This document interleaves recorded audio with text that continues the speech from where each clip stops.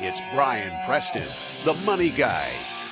All right, this question is from Nate. He said, speaking of saving for retirement, I don't know what part of the show that he actually put that question in there, but I think we're always speaking of saving for retirement. If I can invest in both a Roth IRA and an HSA, which investment choices, parentheses, growth stocks, index funds, dividend stocks, should I make in each for maximum tax benefit? So he's actually asking a really interesting question here. One, should the options that I use inside of an HSA and Roth be similar or different?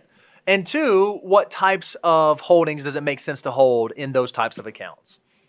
Well, first of all, they're two different accounts. Now, Sure. I love that they both have tax-free growth opportunities, but they are completely different accounts, meaning the Roth, from day one, it's supposed to be a retirement account.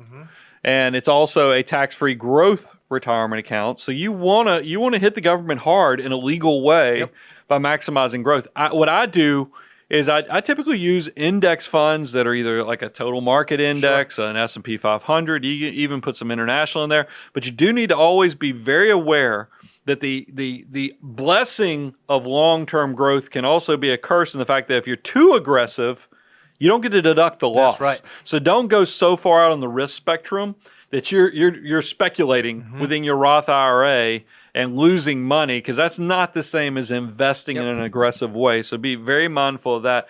HSAs are a little different. You know, we know that 96% of people use HSAs as just clearing an accounts. intra-year slush fund. Just clearing account for your medical expenses. I think it's only 4% are using it where they're actually building enough balance that they then taking the money and investing it so they can truly maximize the triple tax advantage impact. If you know that there's not a portion of that money that's going to be used for medical expenses in the near term, I'm okay if you are, because I will tell you my HSA, I buy index funds within it because I am keeping receipts, getting reimbursement years in the future after my army of dollar bills and my HSA have built up. But I think if you are using it as a slush fund, you need to make sure you're balancing that need for what's coming, because just because it's in an HSA doesn't mean you suspend what's long-term versus short-term in your analysis. And look, I'm probably a little overly conservative in this. One of the things that I do inside of my HSA is we end up maxing it out every year, and I put the dollars to work, and I too use index funds, just sort of broad market exposure.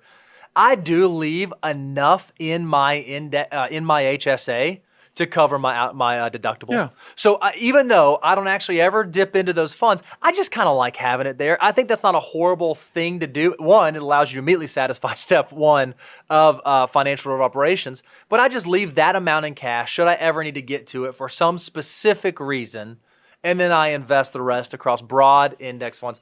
Now, if you had like just something to think about, and this hit me right now, they're both tax-free intended accounts. Like they should be tax-free.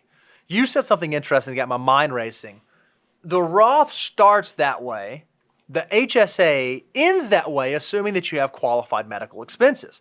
But let's say that you decided, oh man, I know that this stock, I'm going to make one up, is just going to kill it.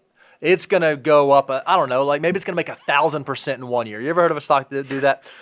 That's speculating, though. No, I'm saying you would never do that. But if you were going to hold a growth asset or a growth portfolio or a growth mutual fund or something that you thought had a lot of growth potential, I would err towards holding that in the Roth as opposed to the HSA. Yep. Because remember, after 65, if you don't have medical expenses, HSA can turn into a closet retirement account, but you do have to pay ordinary income tax when you pull the money out. Roth stays tax-free forever. So in terms of like how you think about the risk profile of those two buckets, I would make that slight differentiation. I do, because I like just nerding out, and we like, playing like we're like, a rhythm band. I was thinking Fish, or Widespread Panic, something like that. And the fact that what I also like is that thinking from a tax deduction, because I love what you just said about, Roth is where you really go stick it on the growth assets. Also, in the short term, don't forget the deductibility. What's great about HSAs is that you get the tax deduction on your contribution to those accounts as well, whereas the Roth is always after tax with the contribution. Right. So really powerful stuff there. I like that. We hit that hard.